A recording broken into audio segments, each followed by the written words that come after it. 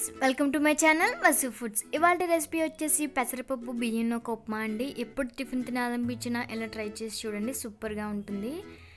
ముందుగా ఒక బౌల్ తీసుకొని 1 గ్లాస్ వరకు బియ్యం నూక యాడ్ చేస్తున్నానండి. ఈ బియ్యం నూక అనేది చిన్న రవ్వలా మిక్సీ పట్టుకున్నాను.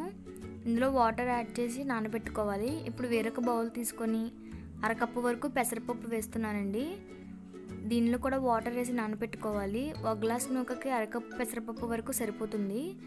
ఇప్పుడు స్టవ్ ఆన్ చేసి ప్యాన్ పెట్టుకొని ఆయిల్ హీట్ చేసుకుంటున్నాను. ఇందులో 2 టేబుల్ స్పూన్ వరకు పోపులు వేసి వేగే వరకు వేయించుకుంటున్నానండి. ఇది కొంచెం వేగిన తర్వాత 4-5 పచ్చిమిర్చి చిలుకలు, 1 టేబుల్ స్పూన్ సన్నని అల్లం తరుగు వేసి వేయిస్తున్నాను. పచ్చివాసన పోయేంత వరకు వేయించుకోవాలండి. ఇది కొంచెం వేగిన తర్వాత జీడిపలుకులు వేస్తున్నాను. మీ టేస్ట్ని బట్టి మీరు యాడ్ చేసుకోవచ్చు. ఇప్పుడు ఇందులో 1 రెమ్మ కరివేపాకు వరకు యాడ్ చేస్తున్నాను. కరివేపాకు అనేది చిటపటమనే వరకు వేయించుకోవాలండి. ఇందులోనే సన్నగా తరిగిన ఉల్లిపాయ ముక్కలు యాడ్ చేస్తున్నాను. ఇది కొంచెం వేగి గోల్డెన్ బ్రౌన్ కలర్ వచ్చేంత వరకు వేయించుకోవాలి. ఇందులో సన్నగా తరిగిన టమాటా కూడా యాడ్ చేస్తున్నానండి. ఇదంతా కూడా మీడియం ఫ్లేమ్లోనే చేయాలి. టమాటా పచ్చివాసన పోయేంత వరకు వేయించుకోవాలి. ఇప్పుడు ఇందులో ముందుగా నానబెట్టినటువంటి పెసరపప్పును యాడ్ చేస్తున్నానండి. మంటని మీడియం ఫ్లేమ్లో ఉంచి వేయించుకోవాలి. మూత పెట్టి ఒక 5 నిమిషాల పాటు మగ్గనిద్దాం.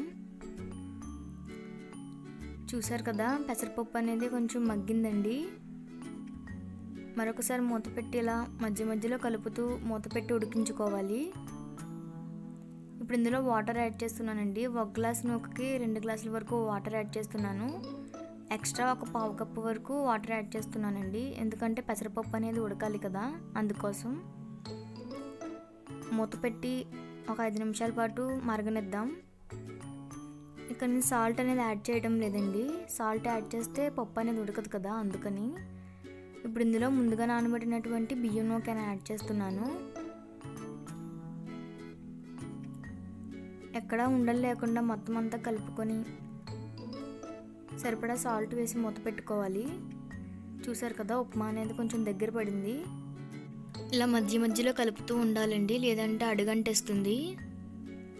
ఇలా మొత్తం కలిపి ఒకసారి మూత పెట్టుకొని మగ్గనిద్దాం. చూసారు కదా, ఉప్మా అనేది రెడీ అయిపోయిందండి. దీన్ని మరొకసారి కలుపుకొని స్టవ్ ఆన్ చేసి మూత పెట్టి ఒక 5 నిమిషాల పాటు మగ్గనిద్దామండి. కొంచెం తడిగా ఉంది కదా, కొంచెం చల్లారితే పొడి పొడిగా వస్తుంది. మూత పెట్టి మగ్గనించుకోవాలి. ఇప్పుడు సర్వ్ చేసుకోవడమే.